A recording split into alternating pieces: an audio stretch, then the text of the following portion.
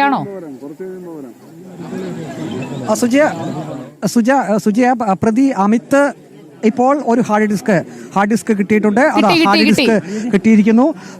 ഈ പ്രതി അമിത് പറഞ്ഞ അതേ സ്ഥലത്ത് നിന്നും ഈ ഇറങ്ങി തപ്പിയ ആ 2 പേർക്ക് ഹാർഡ് ഡിസ്ക് ലഭിച്ചിട്ടുണ്ട്. അത് ഏറ്റവും നിർണായകമായിട്ടുള്ള തെളിവാണിത്. കാരണം ആ ഒരു ഇരട്ടക്കൊലപാതകത്തിൽ ആ വീടിനകത്ത് എന്താണ് സംഭവിച്ചത്, വീടിന്റെ പരിസരത്ത് വീടാണ്. ആ വീട്ടിൽ തിരുവാതിക്കലിലെ വിജയകുമാറിന്റെ വീട്ടിൽ എന്താണ് സംഭവിച്ചത് എന്നതിലേക്ക് നിർണായകമാകുന്ന തെളിവ് ഹാർഡ് ഡിസ്ക് കിട്ടിയിരിക്കുന്നു. പ്രവീൺ പുരുഷോത്തമൻ, ഇപ്പോൾ ഹാർഡ് ഡിസ്ക് അന്വേഷണ ഉദ്യോഗസ്ഥരുടെ കയ്യിലേക്ക് കിട്ടിയിരിക്കുകയാണ്. കുറച്ച് പായലൊക്കെ പറ്റിയിട്ടുണ്ട്.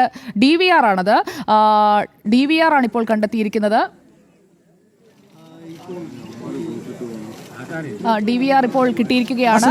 DVR ഇപ്പോൾ ഈ അമിത്തിനെ കാണിക്കുന്നുണ്ട്. അത് തന്നെയാണ് എന്ന് അമിത് ഉറപ്പിച്ച് പറയുന്നുണ്ട്. ഇപ്പോൾ അന്വേഷണ സംഘം ആ നിർണായകമായിട്ടുള്ള തെളിവ് ശേഖരിച്ചുകൊണ്ട് പ്രതിയുമായി ഇപ്പോൾ മടങ്ങുകയാണ്, ഈ സ്ഥലത്ത് നിന്ന് മടങ്ങുകയാണ്. ഏതായാലും അമിത് കൊടുത്ത മൊഴി പ്രകാരം ആ നിർണായകമായിട്ടുള്ള DVR ആ തെളിവ് ഇപ്പോൾ ശേഖരിക്കാൻ പോലീസിന് കഴിഞ്ഞിട്ടുണ്ട്. ഇനിയിപ്പോൾ സുജയ നേരത്തെ സൂചിപ്പിച്ചതുപോലെ ഇതിൽ നിന്നുള്ള നിർണായകമായിട്ടുള്ള ദൃശ്യങ്ങൾ വീണ്ടെടുക്കേണ്ടതുണ്ട്.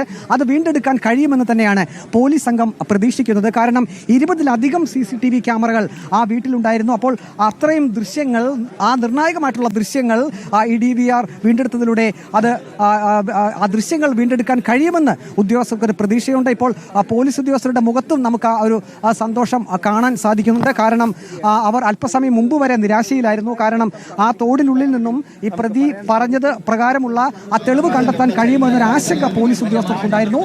പക്ഷേ ഇപ്പോഴിതാ ആ നിർണായകമായിട്ടുള്ള തെളിവ് കിട്ടിയിരിക്കുന്നു. ഇനിയിപ്പോൾ ഈ ഒരു അന്വേഷണത്തിന്റെ അടുത്ത ഘട്ടത്തിലേക്ക് പോകുന്നു. ഏതായാലും പ്രതി അമിത് കുറ്റസമ്മതം നടത്തിയിട്ടുണ്ട്. താനാണ് ക്രൂരമായിട്ടുള്ള ഇരട്ടക്കൊലപാതകം നടത്തിയതെന്ന് പ്രതി ചോദ്യം ചെയ്യലിൽ സമ്മതിച്ചിട്ടുണ്ട്. പക്ഷേ എങ്കിൽ പോലും കോടതിയിൽ നിർണായകമായിട്ടുള്ള തെളിവുകൾ ഹാജരാക്കേണ്ടി വരും. അതെ, തീർച്ചയായും അമിതാണ് ആ വീട്ടിലെത്തിയത്, അതുപോലെ അമിതാണ് ഈ 2 പേരെയും ക്രൂരമായി കൊലപ്പെടുത്തിയത് എന്നതടക്കം. ഒപ്പം അമിത്തിന് ആരുടെയെങ്കിലും സഹായം കിട്ടിയിട്ടുണ്ടോ എന്ന ചോദ്യവും അവിടെ പ്രദേശവാസികൾ ഉന്നയിക്കുന്നുണ്ടായിരുന്നു. ഒറ്റയ്ക്കാണ് ഈ കൃത്യം നിർവഹിച്ചതെന്നാണ് അമിത് ഇതുവരെ കൊടുത്തിരിക്കുന്ന മൊഴി. ഈ ദൃശ്യങ്ങൾ പരിശോധിക്കുന്നതിലൂടെ ആ വീടിനുള്ളിൽ എന്താണ് നടന്നത് എന്നത് കൃത്യമായി മനസ്സിലാക്കാൻ കഴിയും. അത്ര നിർണായകമായ ദൃശ്യങ്ങളാണ് ആ DVR ഉള്ളത്.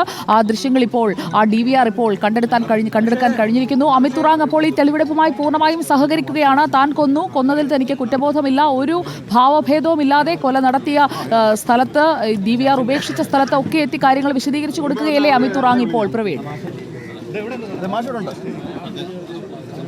അതേ സുജിയ, കോട്ടയം ജില്ലാ പോലീസ് മേധാവി പറഞ്ഞത് വ്യക്തി വൈരാഗ്യം തന്നെയാണ് ഈ ഒരു ഇരട്ടക്കൊലപാതകത്തിൽ കലാശിച്ചത് എന്നുള്ളതാണ്. അത് ഇന്നലെ തന്നെ ജില്ലാ പോലീസ് മേധാവി ആ ഒരു സൂചന നൽകിയിരുന്നു.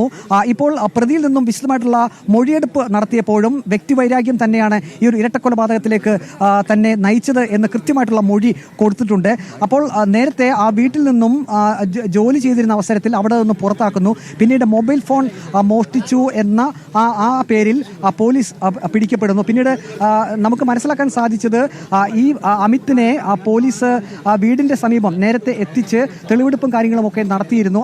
അത്തരത്തിലുള്ള കാര്യങ്ങളൊക്കെ നേരത്തെ സംഭവിച്ചിരുന്നു. അപ്പോൾ അതിന്റെ ഒരു വൈരാഗ്യം തനിക്ക് വിജയകുമാറിനോട് ഉണ്ടായിരുന്നു എന്ന് ഈ അമിത് കൃത്യമായി അന്വേഷണ ഉദ്യോഗസ്ഥരോട് മൊഴി നൽകിയിട്ടുണ്ട്. അപ്പോൾ ക്രൂരമായിട്ടുള്ള ആ ഒരു വ്യക്തിവൈരാഗ്യം, അതാണ് ഈ ക്രൂരമായിട്ടുള്ള ഇരട്ടക്കൊലപാതകത്തിൽ കലാശിച്ചത്.